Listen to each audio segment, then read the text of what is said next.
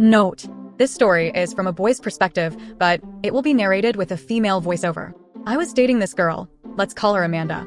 Amanda was sweet, fun, and everything seemed perfect, at least at first. One evening, we decided to have a cozy night in with a movie and some homemade nachos. Pretty standard date night, right? Little did I know, it was about to become one of the most bizarre and enlightening nights of my life. Amanda was in the kitchen, getting everything ready. I could hear her humming a tune, obviously enjoying herself as she grated cheese. I was setting up the living room, picking out a movie, and getting the drinks ready. It was shaping up to be a great evening. Suddenly, I heard a yelp from the kitchen. I rushed over to find Amanda clutching her finger, blood trickling down her hand. She had accidentally cut herself with the cheese grater. I quickly grabbed some paper towels and helped her wrap her finger while she went to get a Band-Aid. As she was dealing with her cut, I noticed that some blood had gotten on the cheese and the grater. Not wanting to take any chances with contaminated food, I picked up the cheese and started throwing it away.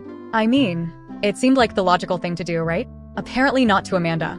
She walked back into the kitchen just in time to see me throwing the bloodied cheese into the trash. Her eyes widened, and she let out a horrified gasp. I was confused at first, wondering what had caused such a dramatic reaction. That's when she started freaking out. "Oh my God, what are you doing?" she screamed, her face pale with panic.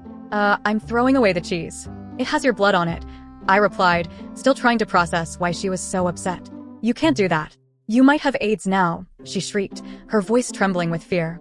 I stood there, dumbfounded. Did she just say I might have AIDS? From throwing away some cheese with her blood on it? I couldn't believe what I was hearing. I tried to stay calm and explain to her that it wasn't possible, but she was too far gone. "Amanda, relax. You don't have AIDS, and even if you did, it doesn't work like that.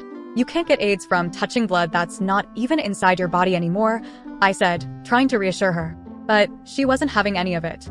She was convinced that I was now at serious risk and needed immediate medical attention. She even suggested calling an ambulance. At this point, I was torn between wanting to laugh at the absurdity of the situation and feeling genuinely concerned for her level of ignorance. We sat down, and I tried to have a rational conversation with her. I explained how HIV and AIDS actually work, how they are transmitted, and why there was absolutely no danger in this scenario. She seemed to calm down a bit as I talked, but I could see that she was still uneasy. "Amanda, listen. HIV is transmitted through specific activities, not by casual contact or touching blood. And you would need to have HIV in the first place for there to be any risk. Do you understand?" I asked, hoping to get through to her. She nodded slowly, finally starting to grasp what I was saying. "So, you're saying that just because I cut myself and some blood got on the cheese, it doesn't mean you're going to get AIDS?" "Exactly. That's not how it works at all," I replied, relieved that she was finally getting it. She took a deep breath and let it out slowly, her panic subsiding. "I'm sorry. I guess I just freaked out. I didn't really understand how it all worked." "It's okay. I'm just glad you understand now," I said, giving her a reassuring smile. That night, as we eventually settled down with a fresh batch of nachos and a movie, I couldn't help but reflect on what had just happened. It was both amusing and eye-opening. I realized that Amanda, despite being a wonderful person, had some serious gaps in her knowledge about basic health and safety. The whole incident became a running joke between us, and we even told our friends about it. They couldn't believe it either, and we all had a good laugh. But deep down, it also made me think about how important it is to educate ourselves about these things. There are so many misconceptions out there, and they can cause unnecessary fear and panic.